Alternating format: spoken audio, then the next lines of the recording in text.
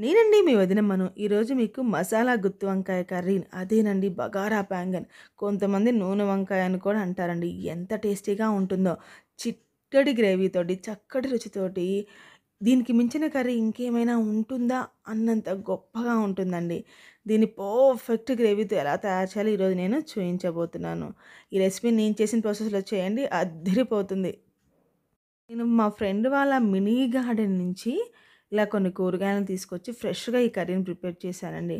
వాళ్ళ మినీ గార్డెన్‌లో ఉన్న బుజ్జి క్యాప్సికమ్ చెట్ల నుంచి వచ్చిన చిట్టి క్యాప్సికమ్‌ని తీసుకొని ఈ గుత్తి వంకాయలో గుత్తి క్యాప్సికమ్ లాగా మసాలా స్టఫ్ చేసి ఉపయోగించానండి. ఆ క్యాప్సికమ్ కూడా తింటుంటే సాఫ్ట్‌గా ఎంత టేస్టీగా ఉన్నాయోనండి. ఈ కర్రీకి ఇలా తాజాగా, లేతగా ఉన్న గుత్తి వంకాయలను ఉపయోగించినట్లయితే కర్రీ చాలా టేస్టీగా ఉంటుంది. ఫటాఫట్ కూడా అయిపోతుందండి. ఎందుకంటే వంకాయలు త్వరగా మగ్గిపోతాయి గదా! ఫ్రెష్‌గా ఉంటాయి కాబట్టి టేస్ట్ అమోఘంగా ఉంటుందండి.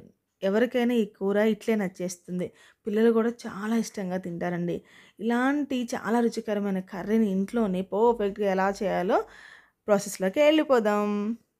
ముందుగా తాజాగా ఉన్న హాఫ్ కేజీ వరకు లేత వంకాయలను తీసుకొని శుభ్రంగా కడిగి ఘాట్లు పెట్టుకొని స్లిట్స్ చేసుకొని పక్కన ఉంచుకోవాలి. అలానే క్యాప్సికమ్‌ని కూడా ఘాటు చేసుకోవాలండి. ఎందుకంటే మనం స్టఫ్ చేసుకోవడానికి అనుకూలంగా. ఇలా ఘాట్లు పెట్టుకున్న వంకాయలని పక్కన ఉంచండి. పొయ్యి మీద కళాయిని పెట్టి అది కాస్త హీట్ అయ్యాక స్టవ్‌ని సిమ్‌లోనే ఉంచి ఒక టేబుల్ స్పూన్ వరకు పచ్చి శనగపప్పుని అవి కాస్త ఫ్రై అయ్యేలాగా తిప్పుతూనే ఉండండి. అవి కాస్త ఫ్రై అయ్యాక 2 టేబుల్ స్పూన్ వరకు ధనియాలను కూడా యాడ్ చేసి కాసేపు ఫ్రై చేయండి. వీటిని కాసేపు సిమ్‌లో ఫ్రై చేశాక గుప్పెడన్ని ఎండుమిర్చిని, గుప్పెడన్ని జీడిపప్పును, ఒక హాఫ్ టేబుల్ స్పూన్ వరకు జీలకర్ర కూడా వేసుకొని స్టవ్‌ని సిమ్‌లోనే ఉంచి లైట్‌గా కలర్ చేంజ్ అయ్యేలాగా ఫ్రై చేసుకోవాలి. అవి లైట్‌గా ఫ్రై అయ్యాక ఒక టేబుల్ స్పూన్ వేయించిన పల్లీలు, ఒక టేబుల్ స్పూన్ నువ్వులు, 4, 5 కరివేపాకు రెమ్మలను కూడా వేసుకొని ఫ్రై చేసుకోవాలి. ఎంతసేపు అంటే ఈ ఇంగ్రీడియెంట్స్ మొత్తం కూడా కలర్ చేంజ్ అయ్యి మంచి అరోమా వస్తుందండి. ఆ స్టేజ్ వరకు ఫ్రై చేసి స్టవ్ ఆఫ్ చేసి పూర్తిగా చల్లారనివ్వండి. పూర్తిగా చల్లారాక ఒక ప్లేట్‌లోకి ట్రాన్స్‌ఫర్ చేసుకొని ఈ మొత్తం ఇంగ్రీడియెంట్స్‌ని పక్కన ఉంచుకోండి. ఇప్పుడు అదే కడాయిలో గుప్పెడన్ని ఎండు కొబ్బరి ముక్కలను కూడా యాడ్ చేసి కాస్త కలర్ చేంజ్ అయ్యేలాగా ఫ్రై చేసుకొని ఒక ప్లేట్‌లోకి తీసుకోండి. ఇప్పుడు అదే కడాయిలో 2 టేబుల్ స్పూన్ వరకు ఆయిల్‌ని వేసి శుభ్రంగా కడిగి ముక్కలుగా కట్ చేసుకున్న 1 ఇంచ్ అల్లం యొక్క ముక్కలని, ఒక పెద్ద వెల్లుల్లి పొట్టు తీసి ఆ రెమ్మలని, ఒక పెద్ద సైజు ఆనియన్ యొక్క స్లైసెస్‌ని యాడ్ చేసుకోండి. అదే కడాయిలో ఒక పెద్ద టమాటోని చిన్న చిన్న ముక్కలుగా కట్ చేసుకొని యాడ్ చేసుకోండి. ఈ మొత్తం మగ్గడం కోసం ఒక టేబుల్ స్పూన్ వరకు సాల్ట్‌ని వేసి మన పులుపుకి తగ్గట్లు ఒక చిన్న నిమ్మకాయ సైజు చింతపండుని కూడా యాడ్ చేసుకోవాలి. ఆ చింతపండుని టమాటోస్ మగ్గేటప్పుడే వేసామంటే మన ప్రాసెస్ ఫాస్ట్‌గా అయిపోతుంది. లేదంటే చింతపండుని నానబెట్టి దాని నుంచి తీసిన రసాన్ని యాడ్ చేసుకోవచ్చండి. ఇలా కాస్త ఉప్పు, పసుపు వేసి మొత్తాన్ని బాగా మగ్గనివ్వండి. మెత్తబడ్డాక స్టవ్‌ను ఆఫ్ చేసి పూర్తిగా చల్లారనివ్వండి. ముందుగా ఒక మిక్సీ జార్‌ని తీసుకొని డ్రై ఇంగ్రీడియెంట్స్‌ని మెత్తగా పౌడర్‌లాగా చేసుకోవాలి. ఇప్పుడు అదే మిక్సీ జార్‌లో చల్లారిన టమాటో, ఆనియన్ యొక్క మిశ్రమాన్ని కూడా వేసి 2, 3 టేబుల్ స్పూన్ల వాటర్‌ని కూడా వేసి మీగడలాగా మెత్తగా పేస్ట్ చేసుకొని పక్కన ఉంచుకోవాలి. ఆ మిక్సీ చేసుకున్న మసాలా మిశ్రమాన్ని వంకాయ లోపల స్టఫ్ చేసుకోవాలండి. వంకాయ లోపల, క్యాప్సికమ్ లోపల కూడా అన్ని వంకాయలకి, అన్ని క్యాప్సికమ్‌కి ఈ మసాలా పూర్తిగా మనం ఎంత నింపగలమో అంత నింపేయాలండి. ఈ మిగిలిపోయిన మసాలాని మన కర్రీలో గ్రేవీ కోసం ఉపయోగిస్తామండి. మనం ఎంత స్టఫ్ చేయగలమో అంత స్టఫ్ చేశామంటే, మనం ఫ్రై చేసేటప్పుడు ఉప్పు, పులుపు, కారం మన వంకాయకి, క్యాప్సికమ్‌కి పట్టి చప్పదనం లేకుండా మన వంకాయలు చాలా టేస్టీగా వస్తాయండి. ఇంకా ఇది చాలా తక్కువ ఆయిల్‌తో కూడా అయిపోతుందండి. చేయడం కూడా చాలా సింపుల్. ఇలా స్టఫ్ చేసుకున్న వంకాయలు మొత్తాన్ని పక్కన ఉంచుకోండి. కళాయిలో 2 టేబుల్ స్పూన్ల ఆయిల్‌ని వేసి ఇలా స్టఫ్ చేసుకున్న వంకాయలు మొత్తాన్ని కళాయి లోపల సర్దుకోవాలి. ఓవర్‌లోడ్ చేయకుండా కళాయికి ఎన్ని పడితే అన్నే వేసుకొని బాగా ఫ్రై చేసుకోవాలి.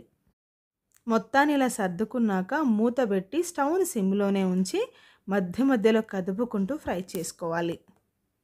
ఇలా సిమ్‌లోనే ఉంచి మధ్య మధ్యలో కదుపుకుంటూ ఒక చిటికెడంత సాల్ట్‌ని కూడా వేసి మూత పెట్టి మగ్గనిచ్చామంటే ఒక 5, 10 నిమిషాల్లోనే 80% సాఫ్ట్‌గా అయిపోతాయండి.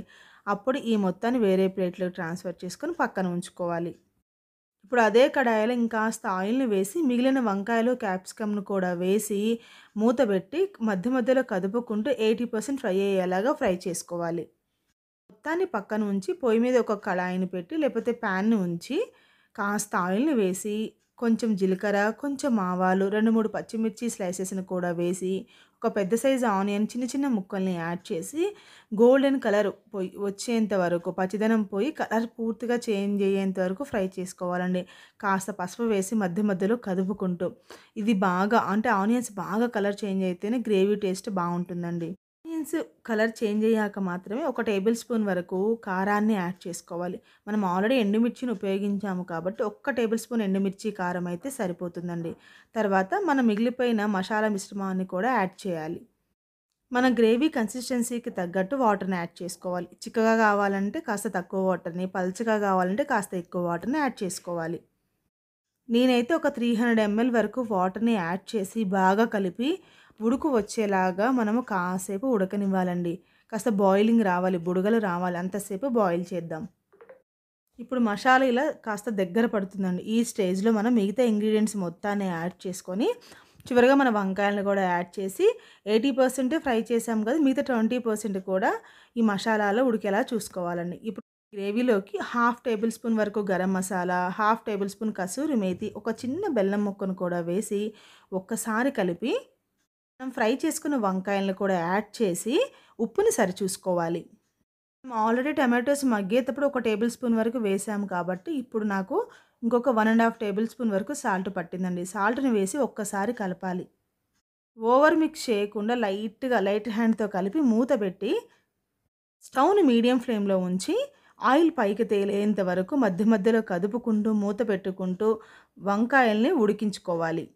వంకాయలు మనం ఫ్రై చేసినప్పుడు 80% ఫ్రై అయ్యాయి కాబట్టి, ఇంకొక 20% ఇలా ఉడికించినప్పుడు ఉడుకుతాయండి. ఇలా ఉడికించడం వల్ల మనం వంకాయ లోపల ఉన్న మసాలా లోపల పచ్చిదనం పోయి, మసాలా మొత్తం మన వంకాయకి పడుతుందండి.